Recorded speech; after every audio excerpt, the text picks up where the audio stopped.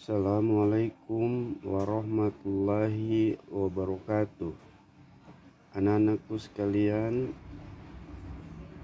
siswa kelas 10 SMA Negeri 1 Bombana.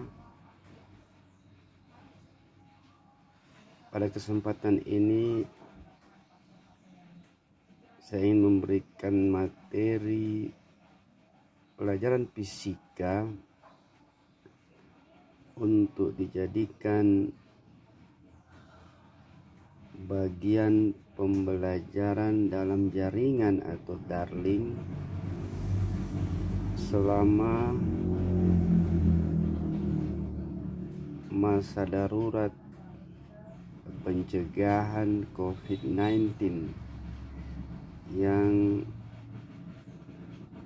terjadi di berbagai negara di dunia. Anak-anak sekalian,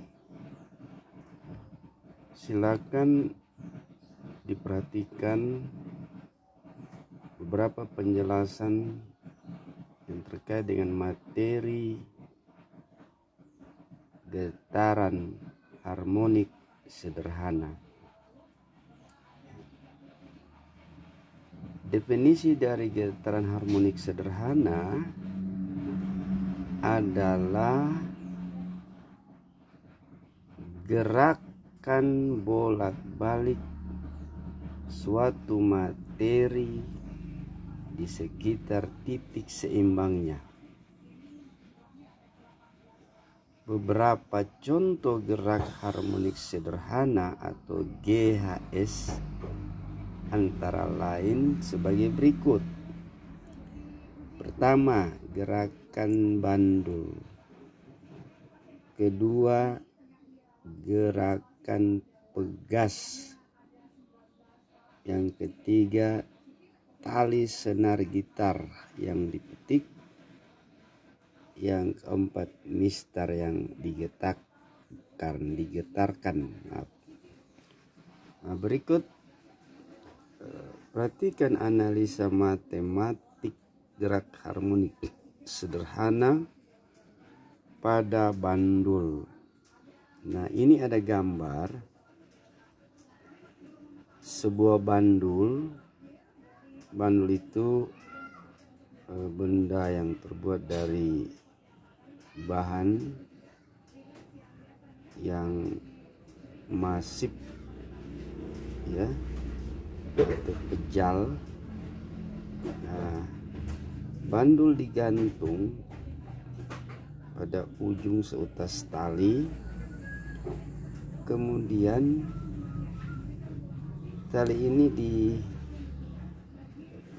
disimpangkan ke arah kanan atas. Perhatikan gambarnya, sedemikian hingga membentuk sudut theta. Nah, apabila bandul yang sudah disimpangkan ini dilepaskan, maka akibat pengaruh gravitasi, ya, bandul ini akan bergerak ke arah kiri bawah sampai di titik seimbangnya. Kemudian dia akan naik lagi langsung ke kiri atas dan akan kembali lagi menuju titik seimbang, lalu lanjut lagi ke kanan atas. Jadi dalam peristiwa bandul ini secara sederhana itu akan terjadi gerak bolak-balik. Nah, itulah sebabnya gerak bolak-balik pada bandul ini disebut getaran harmonik sederhana. Nah, maka kalau kita analisa secara matematik dalam kejadian bandul ini akan berlaku hukum 2 Newton Newton ya, hukum 2 Newton yang umumnya ditulis sebagai sigma F sama dengan M dikali A. Nah, M di sini adalah massa dari bandul tersebut ya. Sedangkan A kecil itu percepatan rotasi dari bandul. Ini rotasi karena dia itu membentuk gerak melingkar sebenarnya kalau kita lihat lintasannya pada saat bandul disimpangkan. Jadi A itu gerak rotasi. Nah, maka selanjutnya kalau kita perhatikan gambar ini, ketika bandul berada pada posisi maksimum atau disimpangkan, itu akan menghasilkan komponen gaya berat ke arah kiri bawah. Nah, komponen gaya berat ke arah kiri bawah inilah yang menyebabkan bandul bisa bergerak kembali ke titik seimbangnya atau bahkan akan bergerak ke kiri atasnya. Nah, komponen gaya berat ini ya hanya satu-satunya dalam gambar, yaitu mg sinus theta. Jika kita lihat persamaannya, mg sinus theta diberi tanda negatif, artinya arah gaya ini selalu melawan ya, jadi melawan gaya yang menyimpangkan bandul pada mulanya. Kemudian itu sama dengan M A rotasinya atau percepatan rotasinya itu ternyata juga negatif dari kecepatan sudut kuadrat. Nah, kecepatan sudut kuadrat dikali simpangan bandul tadi, yaitu X. Kalau kita lanjutkan, maka negatif sebelah kiri dan negatif sebelah kanan dicoret menghasilkan positif, M nya dicoret sebelah kiri sebelah kanan, tinggal G sinus theta di bagian sebelah kiri dan di sebelah kanannya omega kuadrat dikali X. Nah, apabila sudut simpangan bandul tadi itu sangat kecil, maka sebenarnya kita akan mendapatkan ya nilai sinus theta itu hampir sama dengan radiannya ya. Anda bisa buktikan sendiri. Ini tulis theta kecil sekali, maka sin theta itu mendekati sama dengan radiannya. Karena itu maka sinus theta itu kalau kita lihat di gambar ya X ya, X itu lihat gambar X adalah bagian depan dari sudut, lalu E per L itu panjang talinya, maka G sama dengan X per L sama dengan omega kuadrat dikali X. Nah, apa yang terjadi? X di sebelah kiri dicoret dan X sebelah kanan dicoret. Maka yang tinggal omega kuadrat sama dengan G dibagi L. Perhatikan bahwa G itu adalah percepatan gravitasi bumi, sedangkan L itu adalah panjang tali yang digunakan oleh bandul. Maka kalau kita menghilangkan kuadratnya, otomatis itu digunakan akar, sehingga omega sama dengan akar dari G dibagi L.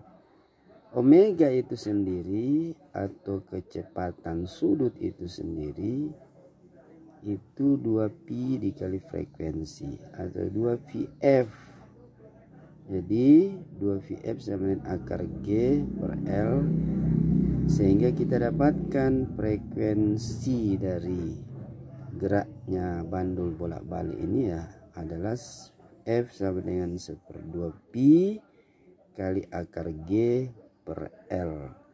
Saya ulangi, frekuensi adalah sama dengan 1/2 pi kali akar G per L, di mana G itu percepatan gravitasi bumi dan L adalah panjang tali. Inilah frekuensi gerak harmonik sederhana dari bandul itu sendiri. Nah, anakku sekalian yang saya banggakan, mohon selalu diperhatikan baik-baik ya. Diulangi lagi videonya supaya lebih memahami. Nah, kemudian kita lanjut ke gerak harmonik berikutnya, yaitu pada pegas. Ini saya memperlihatkan 4 buah gambar posisi pegas ya. Gambar pertama yang sebelah kiri, kalau dari layar kita nonton, itu gambar pada saat pegasnya masih dalam keadaan seimbang, belum ada perubahan panjang. Apabila di ujung pegas ini ditarik ke bawah, dan itu kelihatan pada gambar 2, ditarik sejauh delta X lalu dilepas, maka yang terjadi pegas akan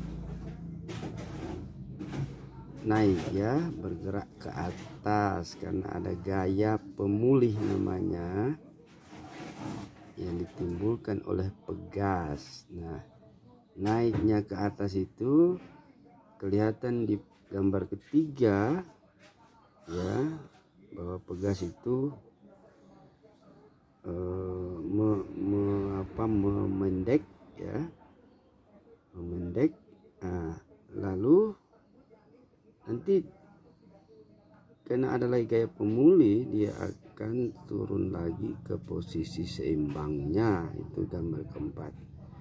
Dari keseluruhan gambar itu kita bisa menggunakan hukum 2 Newton seperti halnya pada bandul, yaitu sigma F sama dengan M kali A min K kali Y.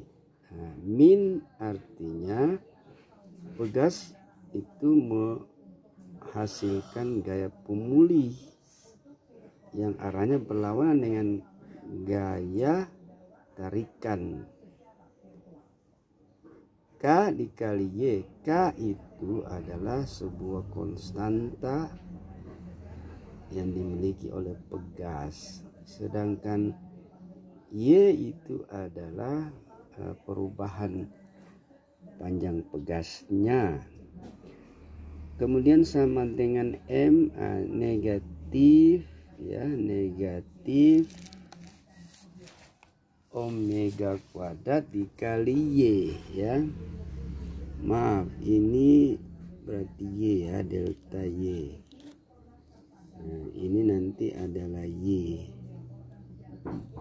Nah, kira-kira demikian ya. Jadi negatif sebelah kiri, negatif sebelah dicoret, kemudian Y sebelah kiri dan Y sebelah kanan dicoret, maka yang tinggal K sama dengan M omega kuadrat. Selanjutnya omega kuadrat sama dengan K per M, pangkat 2-nya dihilangkan, maka dihasilkan omega sama dengan akar K per M. Omega itu sendiri 2πf sama dengan akar K per M, maka frekuensi atau F sama dengan 1/2 pi kali akar K per M.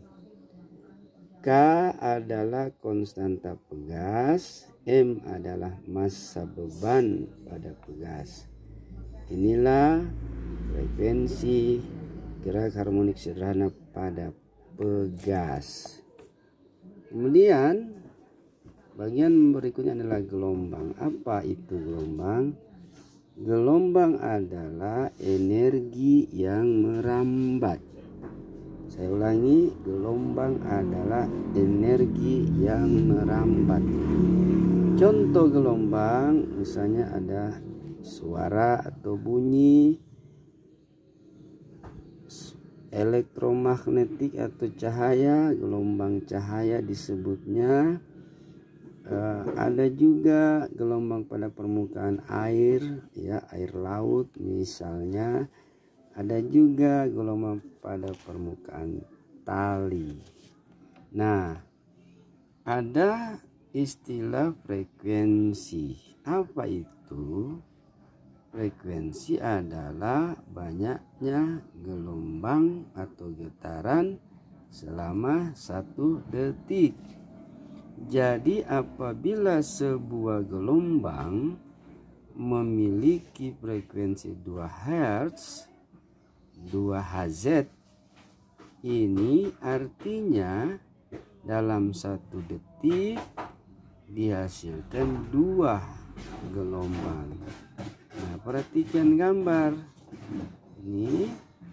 Jadi ada sumbu Y ke atas, simpangan gelombangnya, sumbu T ke kanan, waktunya.